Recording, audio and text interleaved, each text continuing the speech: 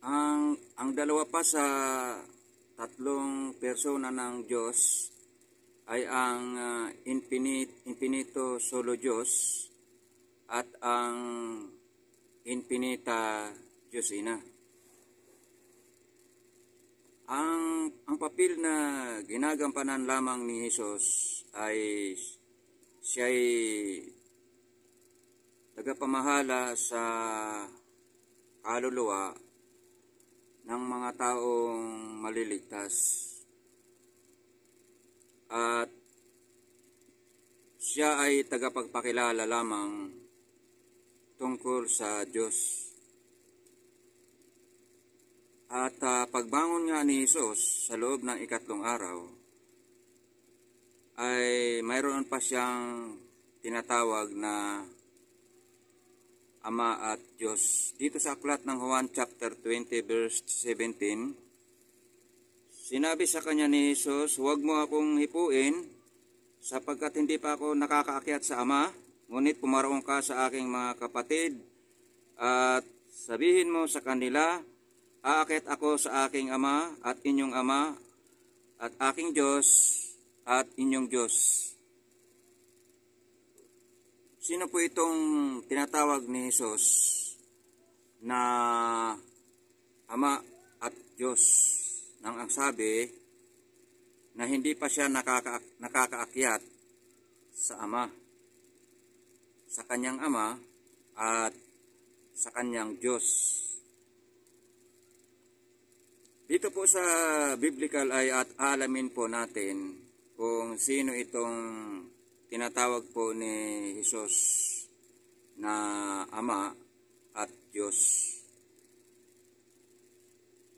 At bago ko po ito ipaliwanag sa inyo, mga kababayan, ay may mga katanungan po ako sa inyo na na dapat nyo pong sagutin, Kung ano po ba ang papel ni Elias dito po sa Lumang Tipan at sa Bagong Tipan, at bakit siya ay susuguin na bilang propeta, at bakit si Elias ay isang tao. Umpisahan ko na po ang pagpapaliwanag dito tungkol kay Elias. Kung ano ang kanyang hiwaga, kung ano ang kanyang sekreto. Kung may nakaalam ba tungkol sa kanyang kalagayan, kahit man doon sa aklat ng Lumang Tipan. Dito po sa aklat ng Mikas, sa aklat ng Malakias, kapitulo 4, versikulo 5, ganito po ang sinasabi sa Biblia.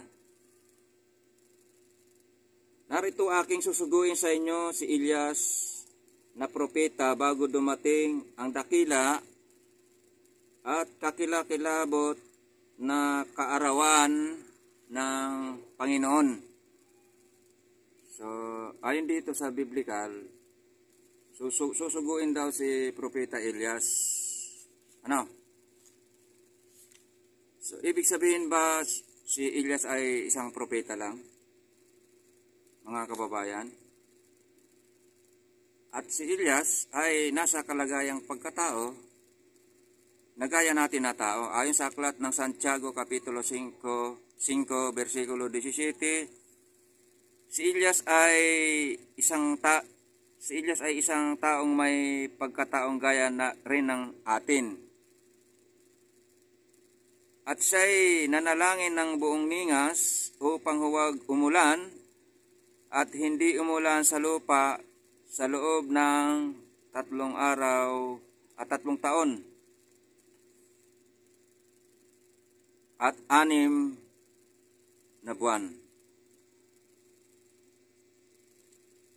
Tao si Elias, propeta si Elias, ayon sa kasulatang Biblia. Hindi po ba pwedeng maging Diyos si Elias?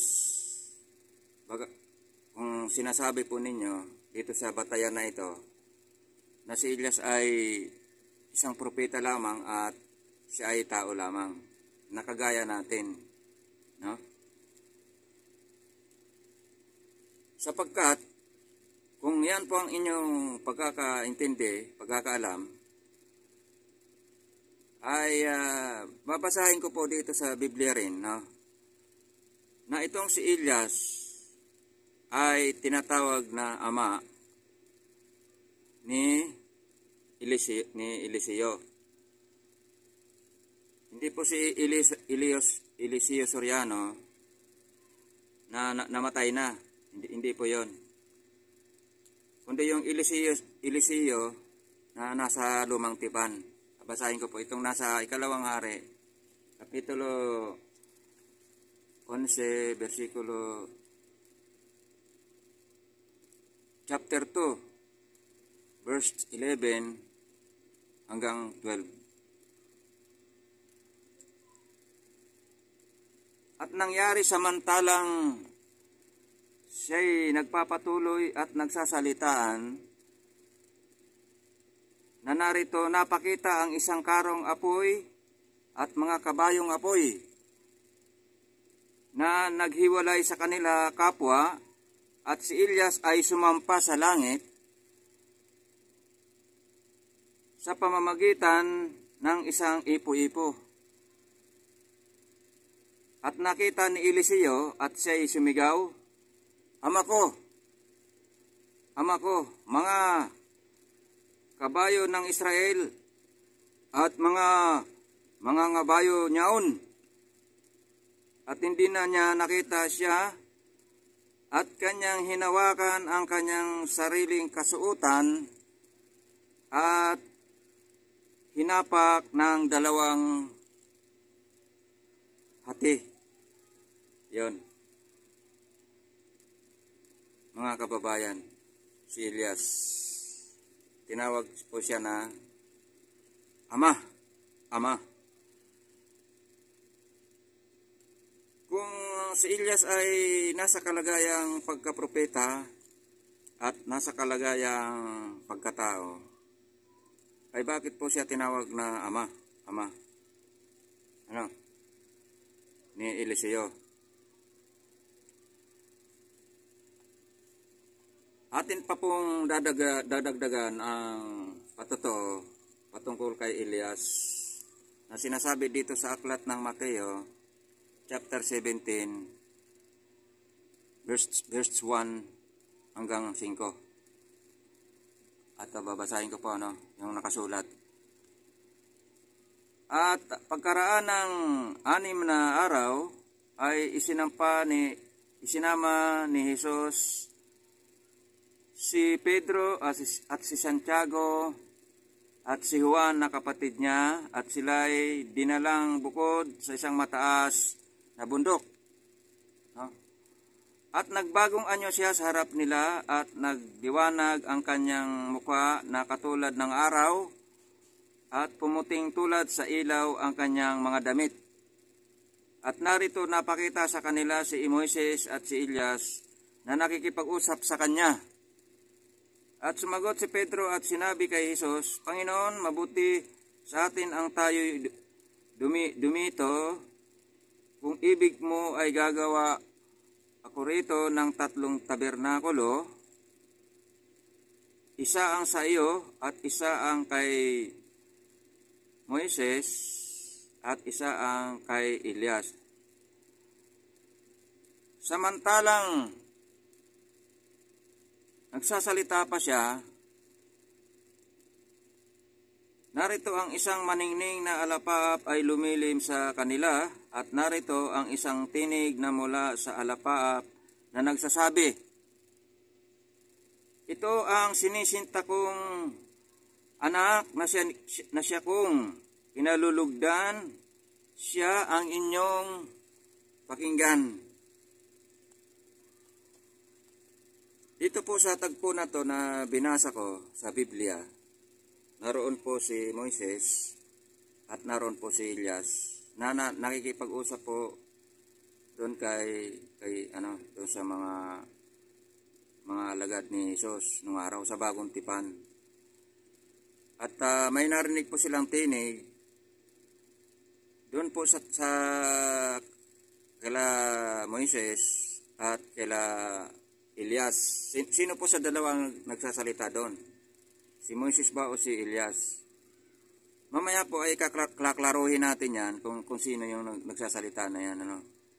Na sinasabi na pakinggan ninyo siya.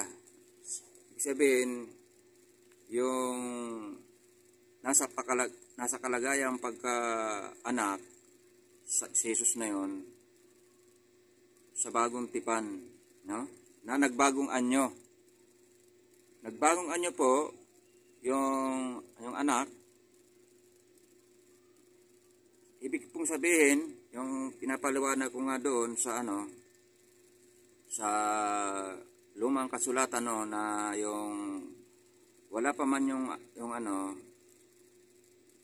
wala pa man po si Jesus, ay mayroon na pong anak na na tagapaglikha ng mga bagay-bagay.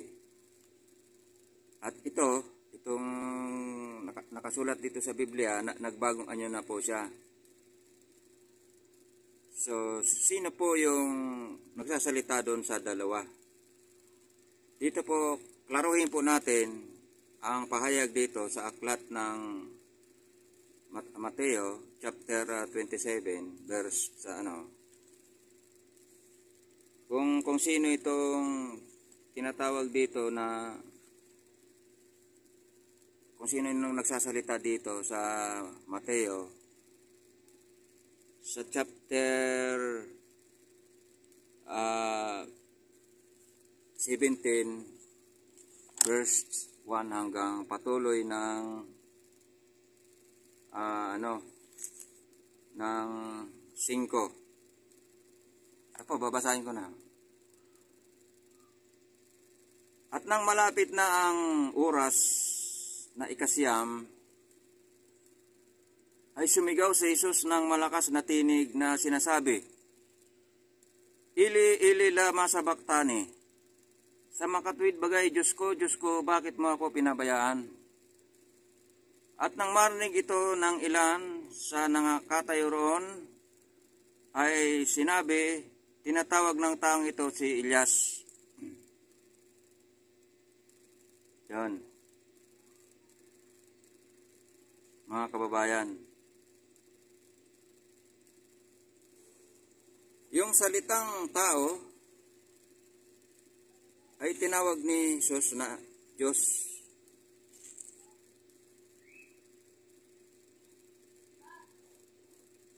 Yun po, mga kababayan, ang gusto kong iparating sa inyo na mensahe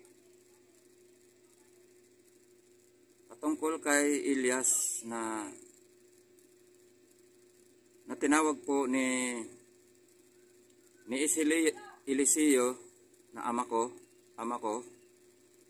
at tinawag din po siya ni Jesus na Diyos.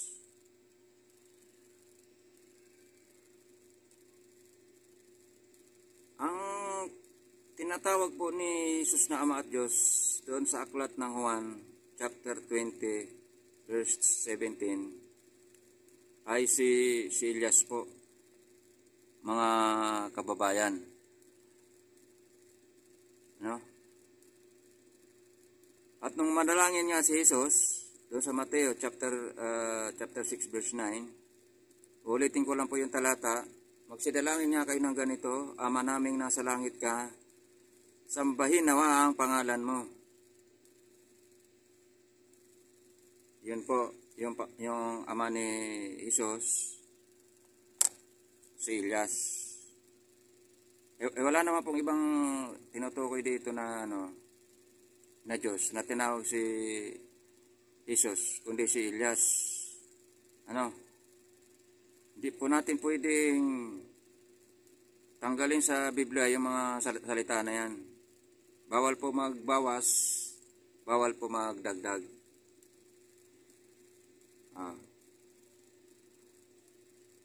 So, ang likas na kalagayan po ng Diyos ay espiritu po ba o tao? Kasi doon sa paliwanag po ninyo ng mga iba't ibang sekta, ang Diyos ay espiritu at ang mga sa kanya at ang mga sa kanya ay nagsisamba ay kinakailangan magsisamba sa espiritu at sa katotohanan. So, ang espiritu para sa inyo walang laman, walang mga buto. Ayon sa aklat ng Lucas chapter 24 verse 39, no? Kung gayon na ang Diyos ay espiritu, walang laman at mga buto,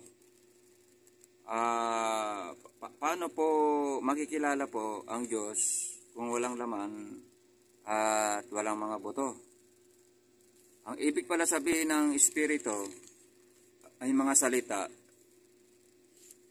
At ay yung mga salita na yan, nasa tao po yan, na sinasalita sa ng tao, no? Na lumalabas sa bibig ng tao. So, kapag humiwalay po ang espiritu sa tao, patay ang tao. Yun po ang tinatawag sa Biblia na espiritu na walang laman at mga buto. So, ang tanong ko po sa inyo, mga tagapagturo ng kasulatang Biblia, saan po ba makikita ang totoong espiritu? Saan po ba man nyo makikita? Dito po, babasahin ko po itong sinasabi ko dito sa sa Lucas chapter 24 verse 29 at 39. Tingnan ninyo ang aking mga kamay at ang aking mga paa, ako rin nga. Ipuin ninyo ako at tingnan, sapagkat ang isang espiritu ay walang laman at mga buto, na gaya ng inyong nakikita na nasa akin. Yun. May laman at mga buto po si Jesucristo. Sa inyo po, walang laman at mga buto ang espiritu. Ang kasagutan po doon sa tanong ko, kung saan makikita ang totoong espiritu sa tao po. Kasi yung tao, binubuo po yan ng espiritu, tubig at dugo. Kapag tinanggal po yung espiritu sa tao, patay ang tao. Kapag humiwalay ang espiritu sa tao, matatawag po ba niya na katotohanan? Hindi na po, kasinungalingan na espiritu. Nagsisinungaling po kayo kasi hindi po ninyo alam ang ipaliwanag ang totoong espiritu. Mga kababayan, yung mga tagapagturo ng iba't ibang mga sekta ng pananampalataya, nagsisinungaling po sila tungkol sa espiritu. Ano? Kasi ang totoong espiritu, makikita po yan sa tao, yun po ay ginawang halimbawa po si Jesus Christ doon po sa bagong anyo, bagong pangalan. Ano? Sa unang Juan, sa kapitulo 5, versikulo 6 hanggang 8. At ang mga patotoo kay Jesucristo, nagbagong anyo na siya, nagbagong pangalan na siya. Sa ibang mga talata po yun mababasa. Ang mababasa niyo po doon sa sa unang Juan chapter 5 verse 6 to 8 ay ang tungkol lamang doon sa totoong espiritu na binubuo ng espiritu, tubig at dugo. Muli po, magandang oras po sa inyo mga kababayan, at ipagpapatuloy ko na lang po ulit ito sa susunod po na aking pagtatalakay tungkol sa tatlong persona.